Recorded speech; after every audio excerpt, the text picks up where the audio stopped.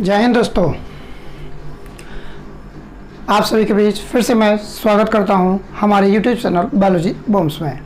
हम लोगों ने पिछली वीडियो में क्लास 10th का ऑब्जेक्टिव देखा था रिप्रोडक्शन चैप्टर्स के बारे में, यानी कि कुछ उसमें हमने 12-15 ऑब्जेक्टिव क्वेश्चन आपको जो दिया था, जो इम्पोर्टेंस था, जो आपके एग्जामिनेशन व्यू के अकॉर्डिंग था। ठीक, तो आज उसके हम लोग अगले पार्ट्स को लेके आए हैं, जो आपके लिए फिर से यह ऑब्जेक्टिव आपके एग्जामिनेशन व्यू से रहेगा, जो कि आपके लिए इम्पोर्टेंट्स है। तो आइए मैं आपको आप लोगों के बीच जो ऑब्जेक्टिव है नोट कर दिया हूँ। बस आपको केवल क्या करना है, एक्सप्लेन करना, समझाना है कि यह ऑब्जेक्टिव कैसे है और किस प्रकार से घटनाएँ ये घट कर हुआ है, और जो भी इसमें नहीं समझ में आएगा उसको और डीपली से समझाया जाएगा आपको। तो अगर आप हमारे पिछले वीडियो के या ऑब्जेक्टिव क्वेश्चन वाले नहीं देखे हैं तो आप जाइए प्लेलिस्ट में, जाइए 10वां का प्लेलिस्ट में जाकर वहाँ से आप उस वीडियो को देखकर आप उसको डाउनलोड कर सकते हैं, PDF भी डाउनलोड कर सकते हैं टेलीग्राम से। तो आइए हम लोग देखते हैं आज उसका अगला टॉपिक्स के अगले वीडियो का, जो भी इसमें हम लोग जितना ऑब्जेक्टिव क्वेश्चन लिखे हुए हैं आज उसको हम लोग कवर करेंगे और उसको आज सब समझेंगे लोग। चलिए देखते हैं। सबसे पहले हम लोगों का सबसे फर्स्ट क्वेश्चन जो है प्रेगनेंसी की अवस्था में, यानी कि गर्भ की अवस्था वाला है। तो कह रहा है कि गर्भाशय की दीवार की सबसे भीतरी सतह को क्या करते हैं, यानी कि जो मादा का फीमेल का जो यूटेरस होता है, गर्भाशय जो होता है, गर्भाशय के जो अंदर एक मोटी सी माने हल्का मोटी सी पतली झिल्ली होती है, एक आवरण द्वारा घिरा होता है।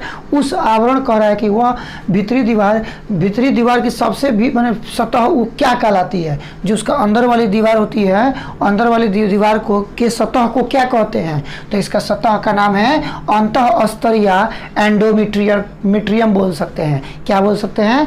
एंडोमेट्रियम बोल सकते हैं, या उसको अंतःस्तर कहते हैं। कहीं कहीं पर अंतःस्तर ना देकर एंड्रोमेट्रियम दे देता है। इसलिए हम लोग इन दोनों चीज को हम लोग देखेंगे कि एंड्रोमेट्रियम क्या होता है। ये गर्भाशय के अंदर यानी कि भीतर इसके अंदर वाले पार्ट्स के भाग का ये क्या होता है, यानी कि होता है जो कि आपके बच्चे में गर्भाशय में पल रहे बच्चे को वो रक्षा प्रदान करता है। चलिए, अंडो उत्सर्ग, यानी कि जब फीमेल्स का क्या होता है या ओविडक्ट्स होते हैं, तो उस ओविडक्ट्स की प्रक्रिया में कह रहा है कि उसके बाद फॉलिकल्स का बचा हुआ भाग पीले रंग का हो जाता है, जिसे क्या कहते हैं, यानी जो ओविडक्ट के कारण से जो उसका बच जाता है, अवशेष बच जाता है अंडा से, तो वह पीले रंग का हो जाता है। किस कलर का हो जाता है? पीले रंग का हो जाता है। तो उस पीले रंग को हम लोग क्या कहते हैं, यानी वो पीले रंग का जो द्रव होता है वो क्या कहलाता है। तो इसको हम कह सकते हैं पित्तपिंड कहते हैं, पित्तपिंड। ठीक है, पित्तपिंड या कॉपर्स ल्यूटियम। कॉपर्स ल्यूटियम एक प्रकार की ग्रंथि होती है, पित्तपिंड एक प्रकार की क्या है, ग्रंथि है, याद रखिएगा। ठीक है, क्योंकि पूछता है क्वेश्चन कि कॉपर्स ल्यूटियम क्या है, तो एक प्रकार की यह ग्रंथि है। इससे होने वाले स्रावित हार्मोन्स भी निकलते हैं। देखिए, कह रहा है कि कॉपर्स ल्यूटियम सक्रिय होकर कौन सा हार्मोन को मतलब इंक्रीज करता है, यानी कि स्रावित करता है।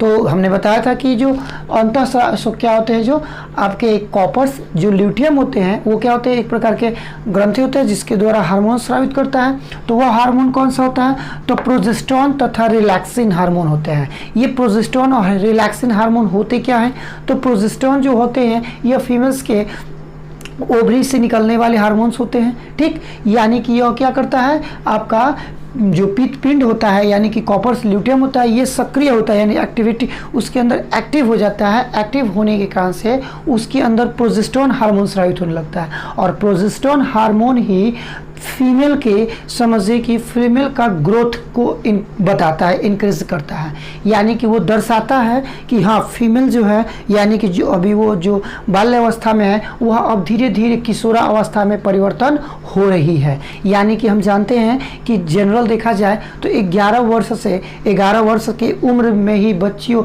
यानी कि फीमेल्स का क्या होता है, MC आना शुरू हो जाता है, मैच्योर साइकिल आना शुरू हो जाता है। क्यों? क्योंकि प्रोजेस्टेरोन हार्मोन क्या होता होते हैं, स्रावित होने लगते हैं, प्रोजेस्टेरोन हार्मोन निकलने लगते हैं। और प्रोजेस्टेरोन हार्मोन क्या करते हैं, उनके बॉडी के अंदर एक साइक्लिंग क्रिया करने लगते हैं, बॉडी के अंदर मतलब उनका सिस्टम कार्य करने लगता है और हर एक सिस्टम रिप्रोडक्टिव ऑर्गन्स के अंदर आने लगता है, रिप्रोडक्टिव सिस्टम में आने लगता है और धीरे धीरे वह एक्टिव होने लगते हैं। ठीक, तो यह प्रोजेस्टेरोन वही काम करता है। ठीक, चलिए नेक्स्ट कहता है कि ये सबसे इंपॉर्टेंट क्वेश्चन है, पिछली बार मतलब पूछा गया आपका क्वेश्चन है। कहता है कि स्त्रियों के मूत्र जनन नलिकाओं में, स्त्रियों के मूत्र जनन नलिकाओं में एक प्रकार का प्रोटोजोआ के संक्रमण से होने वाला रोग कौन सा होता है। यानी कि जो फीमेल्स का यूरिनिंग यानी कि यूरिन पार्ट्स में जो उसका होता है, यूरिन त्याग करते समय उसके एक क्या होता है, प्रोटोजोआ नामक एक क्या होता है, संक्रमण से होने वाला रोग कौन सा होता है। यानी कि प्रोटोजोआ जो स्रावित करता है, प्रोटोजोआ जो निकलता है, प्रोटोजोआ एक प्रकार का कवक की तरह होते हैं और यह एक सूक्ष्म जीव होते हैं। तो यह जब वह यानी कि रिलीज करने लगता है तो रिलीज करने से कौन सा रोग उसको हो जाता है। यह रोग जो होता है तो उनके दोनों जंघाओं के बीच यानी उनके हम कह सकते हैं मेन पार्ट्स में क्या होता है, खुजलाहट उत्पन्न होने लगता है और जिसके कारण से बेचैनी महसूस होता है। इसको हम लोग क्या कहते हैं, तो ट्राइकोमोनियंसिस कहते हैं। क्या कहते हैं, ट्राइकोमोनियंसिस कहते हैं। यह एक प्रकार का ऐसा रोग है जो जनन पार्ट्स में खुजलाहट की जैसा अनुभव होने लगता है और खुजलाहट होने लगता है। ठीक, किसके कारण से, तो प्रोटोजोआ के संक्रमण से होने वाला यह रोग है। क्या रोग है, तो हम कह सकते हैं क्या नाम है, ट्राइकोमोनियंसिस, ट्राइकोमोनियंसिस। ठीक है, आराम से आधा आधा पढ़ सकते हैं इसको, ट्राइकोमोनियंसिस होता है जो कि यह प्रोटोजोआ के कारण से होता है। कहाँ पे होता है, तो स्त्रियों के मूत्र जनन नलिकाओं में होता है। ठीक, यानी कि हम कह सकते हैं उनके मेन पार्ट्स में होता है, यानी कि उनके रिप्रोडक्टिव सिस्टम में होता है। ठीक, अब हम लोग पिछले वीडियो में एड्स के बारे में हम लोगों ने देखा था कि एड्स, सबसे फर्स्ट वीडियो में हमने बताया था एड्स के लेक्चर्स के बारे में बताया था कि इसकी उत्पत्ति जो हुई थी किस प्रकार से और कहाँ से हुई थी। ठीक है, तो आप लोग के लिए क्वेश्चन रहेगा कि एड्स की उत्पत्ति कहाँ से हुई थी। आपको कमेंट्स करना है हमें। ठीक है, कमेंट्स करके आपको जवाब देना है कि एड्स की उत्पत्ति कहाँ से हुई थी और यह किस प्रकार से मतलब हमारे देश में आज फैला। तो हम कहते हैं वही चीज़, एड्स की जांच किस परिरक्षण के द्वारा किया जाता है, किस परिरक्षण से किया जाता है, तो उस परिरक्षण का नाम है इलेसिया परिरक्षण। मैंने इसका भी नाम आपको उस वीडियो में चर्चित किया था कि इलेसिया के द्वारा क्या किया जाता है, इसका परीक्षण किया जाता है, जांच किया जाता है, टेस्ट किया जाता है। इसका भी आपको मैं फुल फॉर्म बता दूंगा। ठीक है, चलिए देखिए नेक्स्ट ये क्वेश्चन करता है, ये भी बहुत इंपॉर्टेंट है कि आप नसबंदी के बारे में सुने होंगे।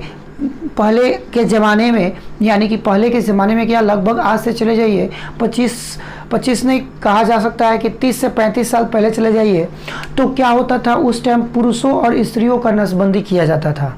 क्यों, क्योंकि वह मतलब अब आवश्यकता से अधिक बच्चे का उत्पादन नहीं कर सकेंगे, तो इसलिए उनका नसबंदी किया जाता था। तो नसबंदी कहने का अर्थात ये क्या होता है, तो नसबंदी जो होता है तो मेल के जो रिप्रोडक्टिव सिस्टम का जो निकलता है शुक्राणु, यानी कि जो शुक्राणु को रिलीज करता है उस नलिका को काट दिया जाता है और काट कर उसके धागे से उसको बांध दिया जाता है, जिसके कारण से अगर रिप्रोडक्शन की क्रिया भी होती है तो वह शुक्राणु उस नलिका में नहीं जा पाएगा। जब जाहिर सी बात है ये इसकी नलिका है, मैंने इसकी नलिका को काट कर इतना दूर पर बांध दिया, तो मैंने रिप्रोडक्शन अगर सपोज कि होता भी है तो यह इसका जो भी टेस्टोस्टेरोन हार्मोन निकलेगा वो इसमें प्रवाहित नहीं हो पाएगा, क्योंकि इसके बीच में क्या है, खाली हो गया है, इसके नली कट गए हैं। तो यह क्या होता है, इस तरह से हम लोग बच्चे के कंट्रोलिंग यानी कि बच्चों के नियंत्रण करने के लिए नसबंदी का प्रयोग करते थे। तो यह पुरुषों और स्त्रियों दोनों में दोनों प्रकार के नसबंदी होता था, जो कि उनके फीमेल का देखा जाए तो फीमेल का अंडवाहिनी नलिका को काट दिया जाता था, यानी फाइलोपियन नलिका जिसको कहते हैं, उसकी नलिका को काट कर तब हम लोग आसानी पूर्वक से जनन की प्रक्रियाएं कर सकते थे, जिससे उससे क्या होता था, यानी कि जनन की प्रक्रिया करने के उपरांत यानी कि मेल का शुक्राणु और फीमेल्स का अंडाणु आपस में क्या होते थे, नहीं मिल पाते थे, और नहीं मिलने के कारण से बच्चों की उत्पत्ति नहीं हो पाती थी, संतानों की उत्पत्ति नहीं हो पाती थी। वही चीज़ कह रहा है कि पुरुषों की नसबंदी में पुरुषों के कौन से भाग को काट दिया जाता है। तो मैंने बताया जस्ट अभी शुक्रवाहिका जो यह एक प्रकार की नली होती है जिसमें शुक्राणुओं का क्या होता है, गमन होता है, शुक्राणुओं उसके द्वारा प्रवाहित होते हैं, इसलिए इसका शुक्रवाहिका नाम होता है। ठीक है, उसी प्रकार से कह रहा है कि स्त्रियों के नसबंदी में स्त्रियों के कौन से भाग को काट लिया जाता है, यानी कौन से भाग को काट दिया जाता है, तो अंडवाहिनी या फाइलोपियन नलिका यानी जिसमें अंडाणु निकल कर आकर वेट करता है किसका, तो शुक्राणु का, तो वह नली को काट दिया जाता है। एमटीपी क्या है, तो हम जानते हैं कि एमटीपी जो होता है ये खास तौर प्रेगनेंसी की अवस्था में जांच पड़ताल के लिए देखा जाता है, किया जाता है, यानी कि इसको हम कह सकते हैं एमटीपी का फुल फॉर्म होता है गर्भ चिकित्सीय समापन, इसका हिंदी नाम होता है, क्या नाम होता है, गर्भ चिकित्सीय समापन। याद रखिएगा, ये इंपॉर्टेंट क्वेश्चन है, पूछा जाता है बहुत ज़्यादा। इसको हम लोग इंग्लिश में कहते हैं, इंग्लिश में इसका फुल फॉर्म अगर होगा तो मेडिकल ट्राइमिनेंसी ऑफ प्रेगनेंसी, यानी कि ये एमटीपी का फुल फॉर्म होता है। उसी प्रकार से एलिसिया का होता है, उसी प्रकार से एड्स का होता है, उसी प्रकार से आपका एचआईवी का भी पूर्ण नाम होता है, यानी फुल फॉर्म होता है। आप इसको नोट करना चाहते हैं तो नोट कर सकते हैं या स्क्रीनशॉट ले सकते हैं। आइए दोस्तों, अब हम लोग आगे अपना जो भी क्वेश्चन है उसको हम लोग देखते हैं। जस्ट अभी हम लोगों ने जाना कि इसके कौन कौन से इंपॉर्टेंट्स ऑब्जेक्टिव होते हैं, कौन कौन से पार्ट्स होते हैं, ये देखा हमने। अब हम इसका जानेंगे अगला पॉइंट्स के बारे में। अगला पॉइंट्स में देखिए कह रहा है कि पादपों में निषेचन की क्रिया कहाँ पे होती है, यानी कि हम जानते हैं कि निषेचन की प्रक्रिया यानी कि रिप्रोडक्शन की प्रक्रिया सभी जीव जंतुओं में होता है, या वो मनुष्य हो, या वो जानवर हो, या वो सूक्ष्मजीव हो, या वह पादप हो। ठीक, तो अगर पादप की बात आती है तो पादप की निषेचन की प्रक्रिया उसके बीजांड में होता है। ठीक है, यानी उसके बीजांड जो होता है, ओव्यूल्स जो होता है, उसमें क्या करता है, वो अपना जन्म की प्रक्रिया को संपूर्ण करता है। ठीक है, चलिए नेक्स्ट करता है कि जीवों के आनुवंशिक गुणों का वाहक कौन करता है। तो जाहिर सी बात है कि जीवों का आनुवंशिक गुणों का जो वाहक करता है वो जीन करता है, क्योंकि हम जानते हैं कि डीएनए के क्रियात्मक खंड को जीन करते हैं, और डीएनए क्या करता है, आपके जो भी संरचना होता है उस संरचना को दर्शाता है, प्रदर्शित करता है, और यही हमारे पूर्वजों से चलते आ रहा है। ठीक है, चलिए नेक्स्ट कहता है कि पुरुषों का सबसे प्रमुख जनन अंग कौन सा होता है, यानी कि पुरुष का अगर देखा जाए मेल रिप्रोडक्टिव ऑर्गन्स जो कहा जाता है, तो उसका मेल रिप्रोडक्टिव ऑर्गन्स सबसे इंपॉर्टेंट कौन सा होता है, उसका कौन सा महत्वपूर्ण भाग होता है, तो कहा जाता है वृषण कहा जाता है, टेस्टिस इंग्लिश में बोलते हैं। तो उसी प्रकार से क्वेश्चन पूछेगा कि बताइए कि स्त्रियों का सबसे प्रमुख जनन अंग कौन सा होता है, यानी कि स्त्रियों का सबसे प्रमुख जनन अंग कौन सा होता है, तो उसका ओवरी होता है। ठीक है, चलिए नेक्स्ट कहता है अगला क्वेश्चन कि प्रत्येक स्त्री के कितने अंडाशय पाए जाते हैं, यानी कितना अंडाशय पाया जाता है, प्रत्येक स्त्री में कितना अंडाशय पाया जाता है। तो प्रत्येक स्त्री में देखा यानी फीमेल में देखा जाए तो एक जोड़ी क्या होता है, अंडाशय पाया जाता है, जो दोनों साइड क्या होते हैं, लटके होते हैं, यानी कि गुच्छे के समान पाए जाते हैं। तो ये दोनों साइड क्या होते हैं, ये अंडाशय होते हैं जो एक जोड़ी कहलाते हैं। तो कह सकते हैं कि एक जोड़ी होती है। उसी तरह से कह रहा है कि उत्तक संवर्धन किस प्रकार के जनन के उदाहरण है, यानी कि कोई अगर क्वेश्चन दे देगा तो वह उदाहरण के तौर पे उसको देखा जाएगा। तो यह भी क्वेश्चन इस टाइप का बहुत सारा पूछता है। तो उत्तक संवर्धन जो होता है, टिश्यू कल्चर जो होता है, वह किसका उदाहरण है, तो कायिक प्रवर्धन का होता है। कायिक प्रवर्धन होता क्या चीज़ है, तो वैसा मतलब ये जनन की प्रक्रिया होती है जो जनकों के शरीर से ही क्या होता है, कोई एक नया जीव का प्रवर्धन होता है, यानी कि नया विकास करता है। जैसे आलू के हम लोग काट कर रोपते हैं लोग, उसके आँख वाले भाग को, तो वो हमारा शुरू करता है। गुलाब के पौधे के टहनी को काट कर हम लगाते हैं तो वो नए उत्पन्न करता है। उसी तरह से बहुत सारे होते हैं, प्याज का हो सकते हैं, मूली का हो सकते हैं, गाजर का हो सकते हैं। ठीक है, तो ये उत्तक संवर्धन की क्या है, उदाहरण है। उसी तरह से कह रहा है कि अंडाशय किस नलिका के द्वारा गर्भाशय में पहुंचता है, यानी कि जो अंडाशय होता है वह अंडाशय कौन सी नलिका के द्वारा माँ के गर्भाशय में पहुंच जाती है? तो कौन सी नलिका होती है? तो फैलोपियन नलिका होती है, फैलोपियन ट्यूब होती है, ठीक है, जिसको हम हिंदी में अंडवाहिनी भी कहते हैं। कॉपर्स ल्यूटियम, जस्ट अभी हम लोगों ने पिछले वाले क्वेश्चन में भी जस्ट अभी पढ़ा कि कॉपर्स ल्यूटियम को हम लोग हिंदी में पित्त पिंड कहते हैं, और यह पित्त पिंड एक प्रकार का ग्रंथि होता है जो कहाँ पे स्रावित होता है? तो इंटरनल भाग में होता है, यानी कि अंतःस्रावी होता है। यह अंतःक्राइन ग्लैंड्स कहलाते हैं, ठीक है। तो ये हो गया अंत। अब कहता है कि मनुष्य की किस गुहा में भ्रूण का विकास होता है? यानी कि मनुष्य कहा जा सकता है, यानी मानव में, तो यानी मानव की किस गुहा में भ्रूण का विकास होता है? तो भ्रूण का विकास किस में होता है? गर्भाशय में होता है। गर्भाशय की थैली में ही भ्रूण का विकास होता है, जिसमें बच्चे का पालन पोषण होता है। अंडाणुओं का अंडाशय से बाहर निकलना की प्रक्रिया या प्रवृत्ति क्या कहलाती है? यानी कि अंडाशय जो हो रहा है, अंडाशय से अंडाणु बाहर निकल रहा है, तो वह क्या कहलाता है? तो अंडो उत्सर्ग, यानी कि अंडों का उत्सर्जन होना, यानी कि उसमें से निकलना, तो यह कहलाते हैं अंडो उत्सर्ग, ठीक है।